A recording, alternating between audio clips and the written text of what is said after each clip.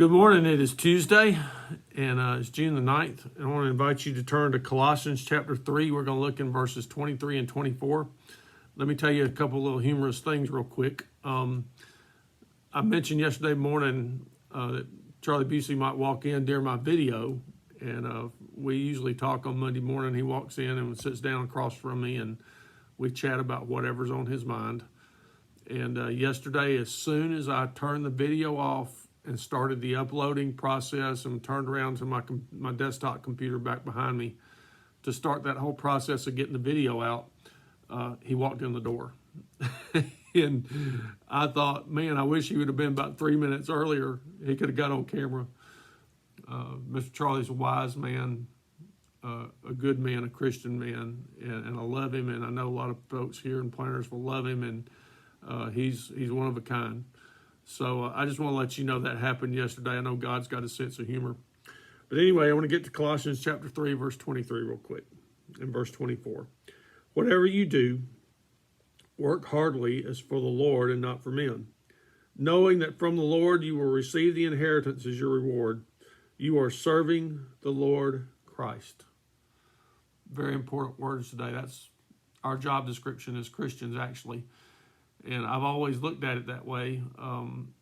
Being a pastor, you're the top guy in the church, so to speak. Sometimes people think of you as the boss and all those things. But I've always known, ever since I've been on church staff since 1988, full-time ministry, I always known that I may have a human boss, but I have a heavenly boss that's more important.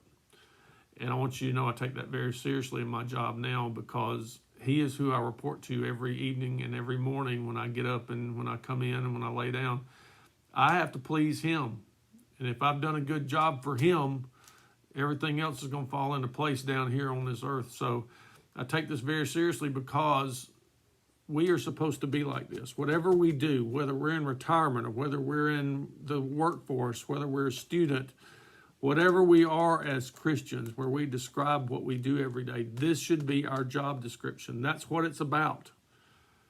And I say this because of what today is to me and my brother. It is a significant day in our lives because this is our mom's birthday. If mom would still be alive, she would be 90 years old today. She was born on June the 9th, 1930 on a farm down in Hosford, Florida, in the middle of the woods.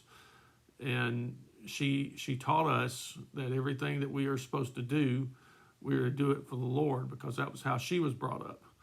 So this is a significant day for us, and we have memories and all these things. But I thought about yesterday doing a video every day for this, and then being on Facebook every Sunday preaching on the internet, so to speak, and people watching from all over. And I know she would be proud. She was very proud of her two young men. And she often, to us, sometimes went overboard with it, but she was very proud of her sons. And I think she would be proud today of both of us. I hope she would.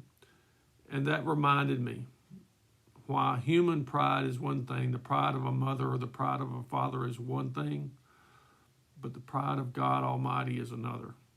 So that's why this verse is so important to us as Christians today. So whatever you do today, know that you are working for the Lord, whether you're in retirement, you're in a student, whether you're on break or whatever it is, you're in your employment, you're in your family. Everything you do, you are working for the Lord. He's the boss. And he promises that we're going to receive an inheritance of that reward for working for him. Now, I don't know what that's going to be like, but we're going to find out one day. Many of our loved ones have gone on before us, and they're getting their reward right now. So we know it's coming. So I hope that encourages you today. I will tell you one funny thing about how proud my mom was of us, and this one was with me. In 1969, I believe, we moved to a new home in East Montgomery.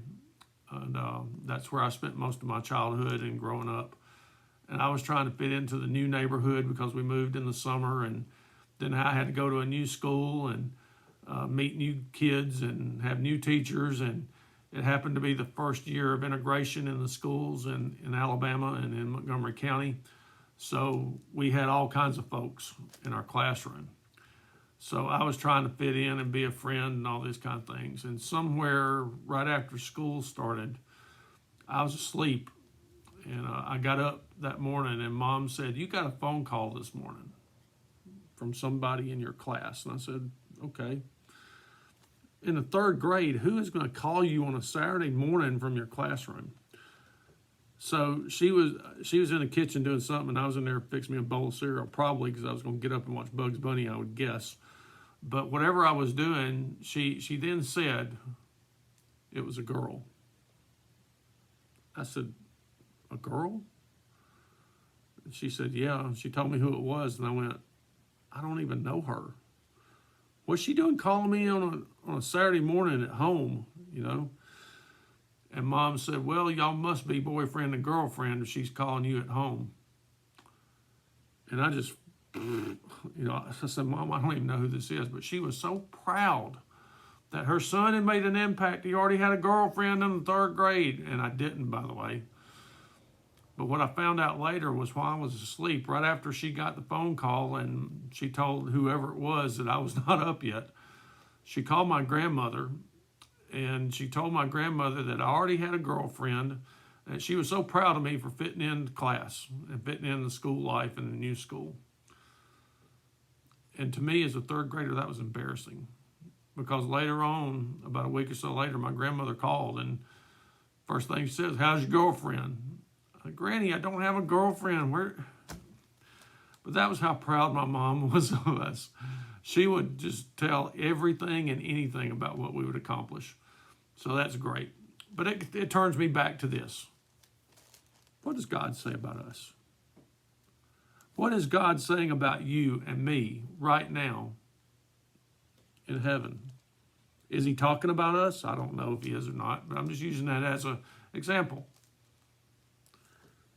Whatever you do, work heartily as for the Lord and not for men.